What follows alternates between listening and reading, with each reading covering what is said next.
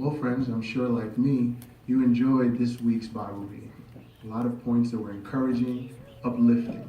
So let's look at what wonderful treasures you were able to find in your personal study.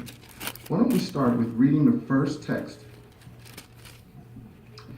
And it's in Psalms 69, verse 9. If we can have a reader for that text, please. That's Psalms 69, verse 9. Oh, actually, I got the wrong one. Psalm 69, verse 4. Sister Ewa, please.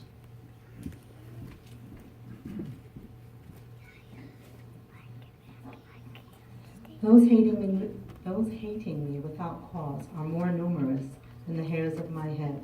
Those who would do away with me, my treacherous enemies, have become many. I was forced to hand over what I had not stolen.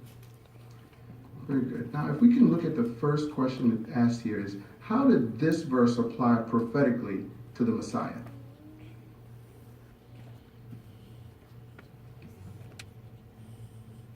Brother Accountable, please. Well, we can see that when Jesus was here on the earth, he was hated. Many of the religious leaders did not like him. They opposed him. And even Jesus himself said that the world has no reason to hate you, but he hates me because I bear witness concerning his work. So we can see clearly how he was hated to fulfill this. Very good. And who specifically had that hate for Jesus, as was brought out in the reference material? Sister Zimmer, please. The religious leaders. That is correct. Why don't we look at the next verse here in chapter 69, verse 21. If we can have a reader for that. Brother O'Reilly, please. Right here in the middle.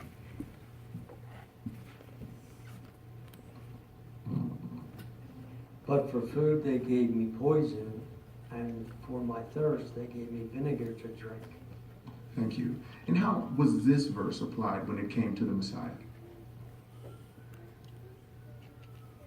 Sister Jacobo, please. Well, we know, we see from the verses that when Jesus was on the torture stake, he was offered vinegar to drink. So that alone fulfilled this. Very good. And it's interesting to note when it talks about vinegar and gall, there's two specific occasions, right? When Jesus was on the torture stake that this came about. The first, when they tried to give him something to drink to dull the pain. That contained gall.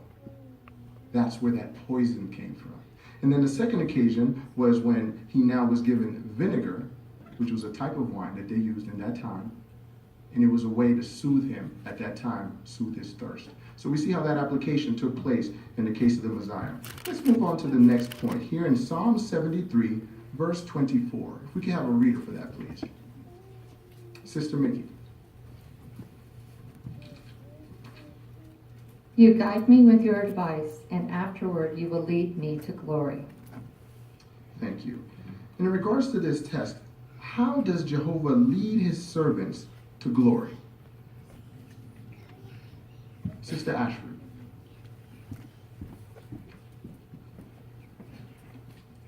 This question is very dear to me. My mother was not in the truth, and she always talked about going to glory. Well, children, I'll be in glory. Well, Jehovah honors his humble servants. In other words, when they learn the truth, study God's word, the Bible, he allows them to have a close relationship with him. In James 4:8, it says, draw close to God and he will draw close to you.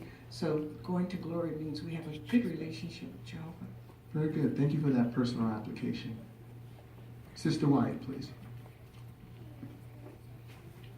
So Jehovah honors his humble servants in many ways. He blesses us with understanding of what his will is. And also, he has entrusted us with a ministry that leads to glory. Isaiah chapter 2 and verse 30 mentions, those honoring me, Jehovah says, I shall honor. Very good. There's one more point that the reference material brought out. Sister Accountable, please. You also mentioned that Jehovah would honor them with having a good name in his eyes and being well spoken of by others.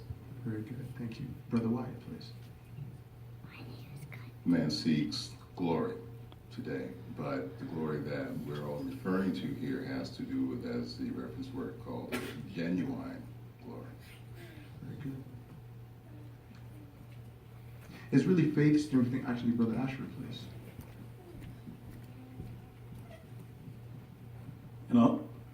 And also in reference to his name mentioned there in reference material, it says to those who use their privilege of service to his praise and to benefit others. As we know, as we share the kingdom good news with others, it's not only saving our life, but it's saving theirs also. Very good. My sister, Beck.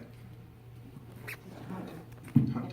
Yes, and here in 1 Corinthians, the 2nd chapter and verse 7, it actually tells how we will be able to have wisdom. So Jehovah has blessed us with wisdom so that we can understand his word and teach it to others. Very good. Now, if we move on, it asks us this question. What does this week's Bible reading teach me about Jehovah? Brother Ewa, please.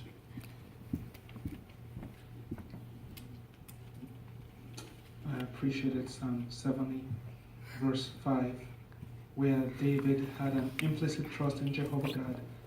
There, he had no doubt in his mind. In fact, he said there, "You are my helper and my rescuer." He did not say, "May you prove to be my helper." And Jehovah God did help him in his distressing situation. And so, when we find ourselves in agonizing situation, we want to turn to Jehovah God, knowing confidently that he will take care of us. He will help us quickly. Very good point. Thank you. Sister Jacobo in the back.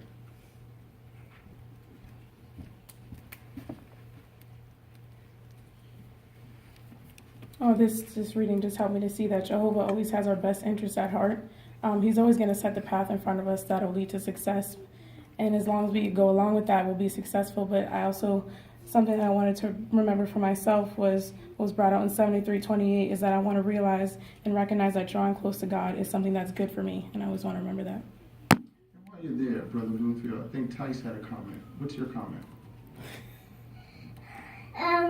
If someone's being mean to me, I just praise you, Jehovah, and he'll help me. Very good. Excellent application. I didn't tell him to say that. The last question that we have for tonight is, what points from today's Bible or this week's Bible reading can we use in the field ministry? Sister Art, please.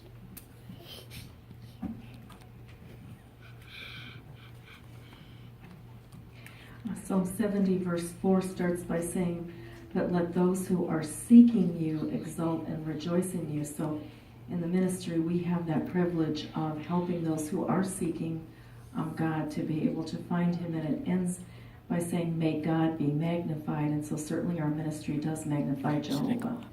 Very true. That's all the time we have. Thank you very much, friends, for your excellent points.